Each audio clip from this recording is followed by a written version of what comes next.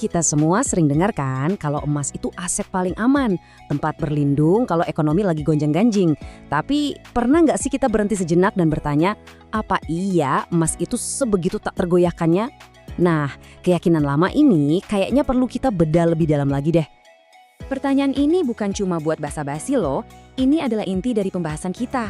Kenapa?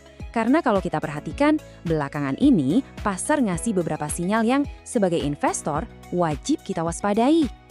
Oke, jadi dalam beberapa menit ke depan kita akan kupas tuntas 5 faktor kunci yang bisa bikin harga emas goyang. Mulai dari kebijakan Bank Sentral Dunia sampai kondisi ekonomi di negara kita sendiri.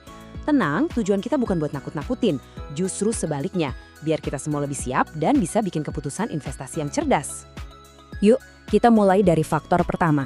Dan ini bisa dibilang salah satu yang pengaruhnya paling besar, kebijakan moneter global. Terutama langkah-langkah yang diambil oleh Bank Sentralnya Amerika, the Fed. Nah, coba deh perhatikan perbandingan simpel ini. Gampangnya gini, waktu suku bunga lagi naik, instrumen kayak obligasi atau deposito itu jadi kelihatan jauh lebih menarik. Kenapa? Ya karena mereka nawarin imbal hasil yang jelas, ada angkanya. Sementara emas kan nggak ngasih bunga apa-apa, kita cuma bisa berharap harganya naik. Nah, inilah yang disebut opportunity cost atau biaya peluang. Jadi, yang terjadi itu kayak efek domino. Investor-investor kakap mulai mindahin dana mereka. Duit yang tadinya bisa lari ke emas jadi pindah ke aset lain yang ngasih bunga. Akibatnya, likuiditas di pasar emas jadi lebih seret, lebih kering. Pesona emas buat parkir duit sementara pun jadi agak pudar. Makanya, setiap kali ada desas-desus pengetatan moneter, harga emas seringkali langsung merespons. Dan biasanya sih negatif. Oke, sekarang kita geser fokusnya.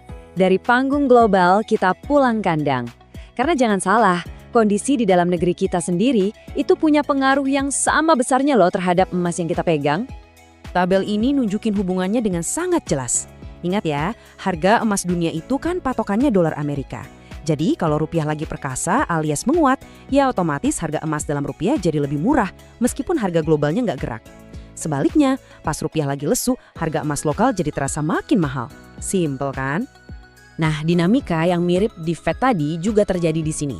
Waktu Bank Indonesia naikin suku bunga acuannya, produk-produk perbankan kita langsung deh kelihatan lebih seksi. Investor lokal pun mulai berhitung, ngapain simpen di emas yang nggak ngasih bunga? Kalau deposito atau obligasi bisa ngasih imbal hasil yang lebih pasti. Istilah keren untuk fenomena ini adalah realokasi modal. Dan ini bukan sekedar pindah-pindahin uang ya. Ini adalah sebuah langkah strategis, sebuah pergeseran cerdas yang dilakukan investor untuk memaksimalkan keuntungan sambil beradaptasi dengan kondisi ekonomi saat itu. Nah ini dia nih, salah satu paradoks yang menarik banget. Justru pas ekonomi kita lagi membaik, pas orang-orang lagi optimis, permintaan emas malah bisa jadi melemah. Aneh kan? Logikanya sebenarnya sederhana kok. Waktu kepercayaan investor ke ekonomi lagi tinggi-tingginya, dana itu ngalir ke instrumen yang lebih produktif. Contohnya saham, properti, atau bikin bisnis baru. Orang nggak lagi ngerasa perlu berlindung di emas. Mereka justru pengen ikut berpesta dalam pertumbuhan ekonomi. Nah, dalam skenario ini, emas jadi kurang relevan. Oke, kita udah tahu penyebab-penyebabnya. Sekarang, pertanyaan pentingnya, gimana cara kita mengantisipasinya? Kabar baiknya, harga emas itu jarang banget anjlok tiba-tiba tanpa ngasih petunjuk apa-apa.